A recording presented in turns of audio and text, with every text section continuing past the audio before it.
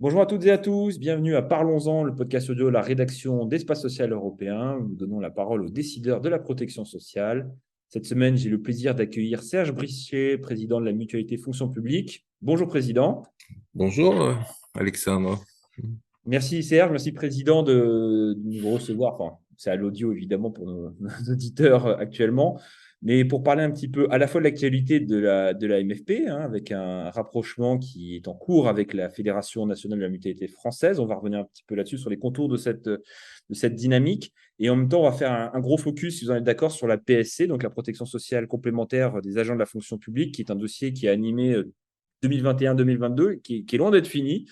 On fera un peu un point de situation avec vous. On reviendra sur les questions de santé, de prévoyance et de calendrier aussi, pour que tout le monde ait un petit peu, y voit un peu plus clair sur ce dossier de fond. Première question, Président. Je vous avais posé la question il y a un an, et vous m'aviez parlé de l'accueil que vous aviez eu à l'époque par Madame de Montchalin.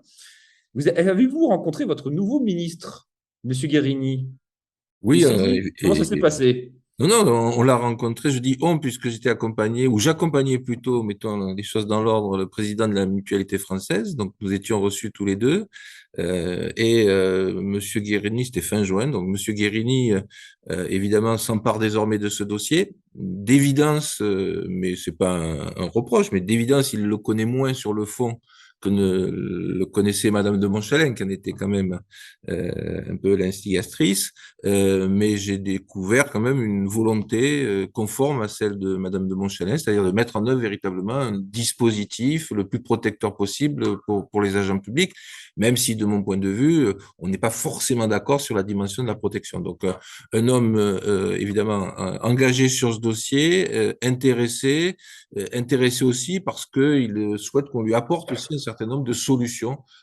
pour régler des problématiques qui restent encore en jachère, par exemple comme sur la prévoyance, comme sur la prévention, comme sur le financement des solidarités générationnelles. Donc voilà, un ministre engagé et en Écoute, tout cas c'est le ressenti que nous avons eu avec Éric Chenu à l'occasion de cette audience, à l'issue de cette audience. justement, sur la PSC, juste un point, Président, où en est-on? On a les trois familles de la fonction publique. Mais il y a trois familles et Alexandre, il y a trois réponses. À l'État, la réforme est à un stade avancé, évidemment, notamment en santé, puisque les contours du cahier des charges sont désormais définis. Il y a toujours en gestation le dossier prévoyance, hein, qui aurait dû normalement se mouvementer un peu avant l'été, notamment concernant les garanties décès, puisque l'État souhaite traiter le décès, l'incapacité et l'invalidité successivement, ce qui pour D'accord. moi est une source de problème quand même. Mais le dossier n'a pas beaucoup avancé concernant le décès. On a rencontré les fédérations syndicales la semaine dernière, ou non, au début de semaine. Ils sont même un peu inquiets sur ce timing désormais un petit peu ralenti, parce que de toute façon, les échéances de mise en œuvre des procédures vont arriver dès 2023, avec des premiers ministères qui vont être notamment celui de l'Intérieur. Donc, elles craignent, les fédérations syndicales, comme nous d'ailleurs, que les choses maintenant aillent un petit peu dans la précipitation. Et quand on est dans la précipitation sur des couvertures de risques aussi importantes que la prévoyance, on risque de passer à côté de choses essentielles. Donc, surtout qu'il va falloir combiner en matière de prévoyance ce qu'on appelle le statutaire, c'est-à-dire quelles sont les garanties statutaires que l'État veut donner à ses agents. Et il y a l'air d'avoir une volonté de les renforcer, notamment en matière de décès, et puis les garanties complémentaires qui pourraient être apportées par les opérateurs complémentaires. Et est-ce que vous ne craignez pas, Président, la négociation, maintenant ça fait des mois et des mois qu'elle est en cours. Entre-temps, la conjoncture économique a évolué plutôt défavorablement par rapport au compte public. Est-ce que vous ne craignez pas que l'enveloppe d'État soit, à défaut, soit bloquée, soit voire minimisée plus tard pour faire face à ces engagements qui sont très lourds sur les comptes publics? Ouais. On peut effectivement le craindre, et on peut même le craindre en tant que citoyen. En tant que responsable mutualiste, disons honnêtement que je n'ai pas trouvé aujourd'hui des signes, hein, qui pourraient m'alerter sur ce sujet.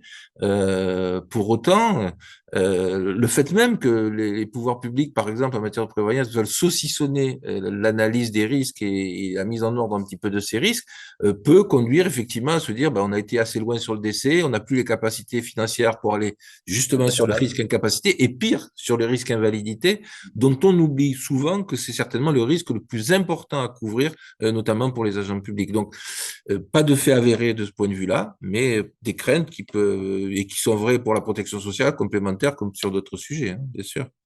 Et à Ce la qui fois, serait, excusez-moi Alexandre, ce qui serait une remise en cause un petit peu des principes directeurs de cette réforme qui consistait à dire essayons d'apporter une véritable équité entre public et privé, notamment dans la dimension financière de la participation de l'État employeur. justement, en plus, ne craignez-vous pas qu'il y ait un recul de la couverture sociale des fonctionnaires qui, historiquement, sur ce champ-là, en tout cas, sont couverts sur la prévoyance, à la fois, comme vous dites, sur l'incapacité, l'invalidité et le décès, et pas, comme vous dites, saucissonner. Est-ce qu'on ne risque pas de créer, entre guillemets, plusieurs étages à la fusée prévoyance qui, au final, ne portera pas les fruits escomptés? On peut le craindre, effectivement, Alexandre. En tout cas, la MFP et les mouvements mutualistes et les mutuelles de la fonction publique et les fédérations syndicales seront particulièrement vigilantes à cet égard, sachant que l'objectif, c'est qu'il n'y ait aucune régression dans les droits actuels dont bénéficient les agents publics actifs et retraités. Parce que on oublie un petit peu ce point de départ, mais c'est qu'aujourd'hui, les agents publics actifs et retraités, grâce à l'action des mutuelles de la fonction publique, bénéficient de droits, j'allais dire de droits réels, mais de droits importants en matière de couverture sociale complémentaire. Donc, toute forme de régression, pour moi, entacherait, j'allais dire, le bien fondé de ce qu'on veut appeler aujourd'hui une réforme. C'est-à-dire, pour moi, une réforme, ça doit aller a priori notamment vers une évolution favorable. Toute régression serait effectivement à craindre et surtout serait contestée.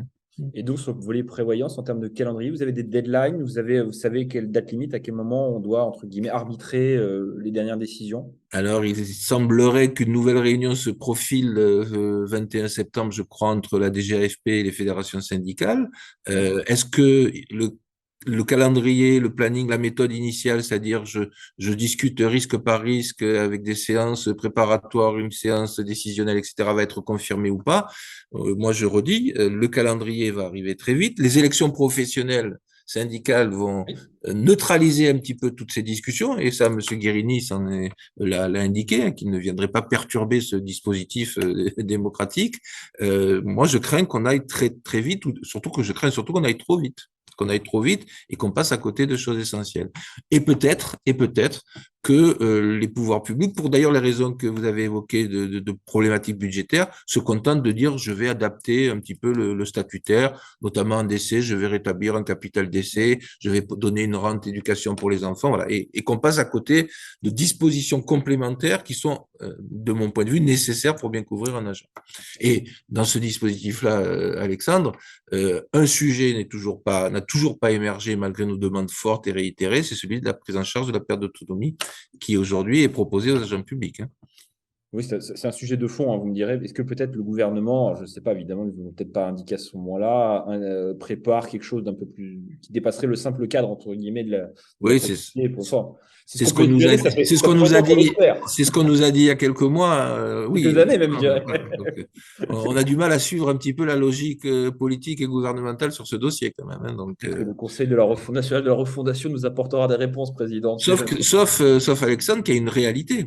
C'est-à-dire que prenons l'exemple d'un ministère que je connais bien à Bercy, qui va passer, dont la procédure va être revisitée en 2024. S'il n'y a rien qui se passe en matière de prévoyance et de surcroît en matière de dépendance, les agents actifs et retraités de Bercy perdront les dispositifs de dépendance tels qu'ils les connaissent aujourd'hui. Je pense que les opérateurs seront capables de créer autre chose, mais pas forcément dans les mêmes conditions tarifaires, dans les mêmes conditions de coût. Hein.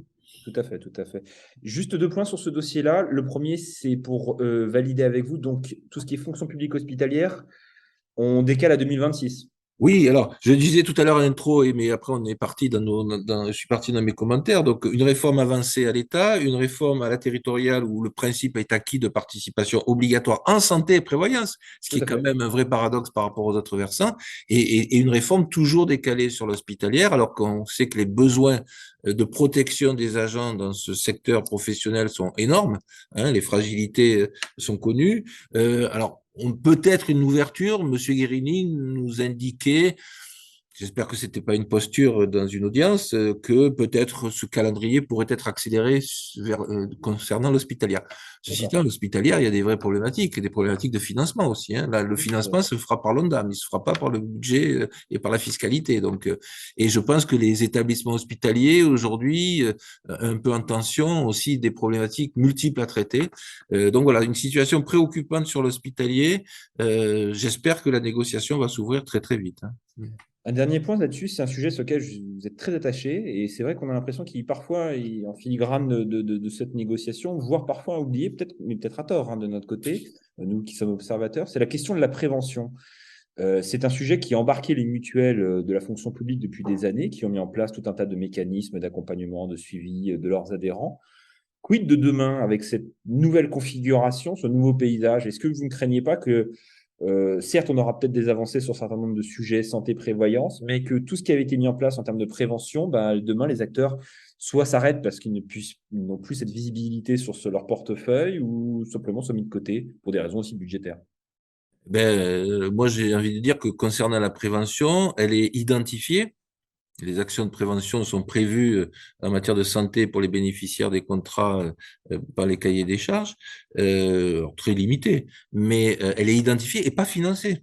Voilà, toute la Ouais. problématique. C'est-à-dire que on sait très bien qu'aujourd'hui, pour financer des opérations de prévention dignes de ce nom et en pérennité, parce que l'intérêt de la prévention, c'est d'agir sur le long terme et pas Bien simplement sûr. de se contenter de one shot sur une année.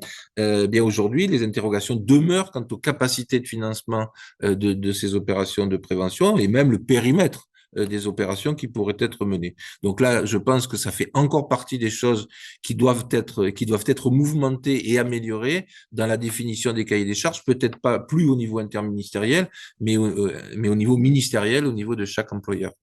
On suivra ça en tout cas avec attention. Oui. Président, on peut passer sur le deuxième sujet, qui Oui. beaucoup peut-être plus gai, parce qu'on parle de mariage. Donc, c'est la saison des mariages, on est en septembre, enfin, une des saisons du mariage. Le rapprochement entre la MFP et la FNMF. Alors, une question très simple. Pourquoi rapprochez-vous de la mutualité française? Est-ce qu'il y avait un besoin? Est-ce que c'est un mouvement, entre guillemets, naturel, historique? Quelles sont les motivations derrière ce mouvement? Moi, j'ai déjà une philosophie sur ce dossier. Après, je réponds très clairement à votre question. Je préfère décider des choses plutôt que de les subir. Être en capacité de porter un projet plutôt que de se voir contraint de le faire. Très sincèrement, aujourd'hui, les raisons du pourquoi sont multiples. D'abord, je pense qu'il faut se rappeler qu'il y a toujours eu une collaboration naturelle entre la MFP et la FNMF, hein, sur des sujets partagés comme le label senior, comme les taxes, comme la PSC, hein, notamment, qu'il y a un engagement militant qui est partagé aujourd'hui. On sait très bien que les militants de la MFP sont souvent les militants de la FNMF et réciproquement.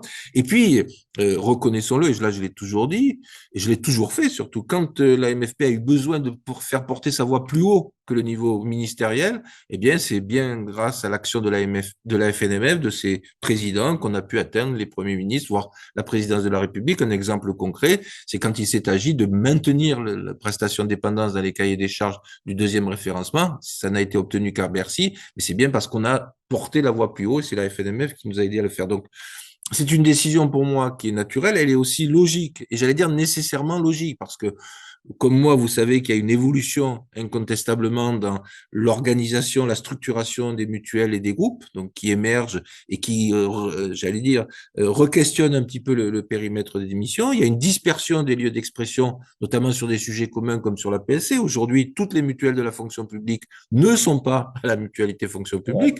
Donc, elles parlent de la base FNMF sur un sujet qui est un sujet traité par la MFP. Donc voilà, il faut, je crois, rétablir un petit peu tout ça. Puis, ne cachons pas les choses, il y a aussi une volonté des mutuelles d'optimiser leurs coûts. Ouais. Qui sont aujourd'hui répartis entre plusieurs fédérations, plusieurs groupes. Voilà, donc tout ça, ça rend la décision logiquement, j'allais dire, nécessaire. Mais c'est aussi une décision qui porte sens. Et le sens, il n'est pas établi à la fin, il est dès le départ. C'est-à-dire que être en capacité donc de rassembler les voix, moi, je pense que et rassembler le mouvement mutualiste aussi. Hein, je pense que le président Chenu, comme Thierry Baudet, s'était exprimé sur le sujet, de mutualiser évidemment un certain nombre de d'opérations et d'opérations d'influence et de continuer et d'optimiser ce que j'appellerais désormais demain l'identité fonction publique pour que cette identité se résonne plus fortement. En gros, si je voulais résumer d'une formule, ben, il faut faire plus et mieux ensemble. Donc voilà les raisons qui ont conduit à ce rapprochement qui était inscrit dans la réflexion stratégique de la MFP depuis 2018. C'est vrai, c'est vrai, c'est un projet de longue haleine. Tout à Euh, fait. et donc, en termes de calendrier, on en a toujours sur les calendriers avec vous, Président. On est resté aussi calendrier. C'est quoi l'objectif? C'est de finaliser ça à horizon 2024, c'est ça? Au plus tard fin juin 2024. Hein, ça a été D'accord. acté dans les mêmes termes par les deux assemblées générales, MFP en juillet et FNMF il y a quelques jours à Marseille.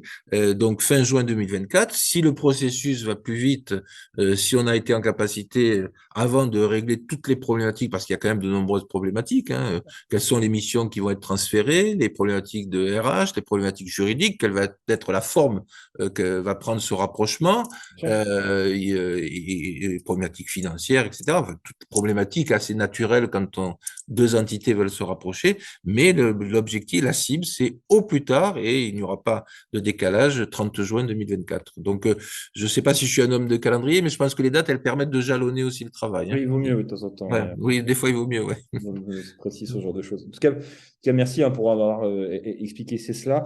Et donc, vous accompagnez jusqu'au bout le mouvement. C'est l'idée.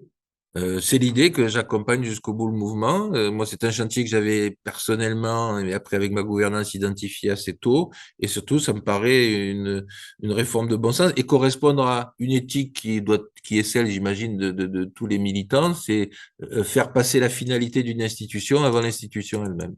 D'accord. Bah, merci beaucoup, en tout cas, Président, pour ces bons mots de conclusion. Merci de nous avoir consacré un peu de votre temps. On se rend compte comme que le dossier de la PSC n'est vraiment très loin d'être clos. C'est un Je sujet de pense longue qu'on haleine. aura, si vous m'en donnez l'opportunité, on aura l'occasion de Ah, reparler. je pense qu'on va se revoir. On va se reprendre. Merci à vous en tout cas. Bah, merci beaucoup. Merci à toutes et à tous de nous avoir écoutés sur ce podcast d'Espace Social Européen. Et on se retrouve la semaine prochaine avec un autre invité. Et on vous souhaite donc une bonne fin de semaine et bon courage à tous. Merci, au revoir.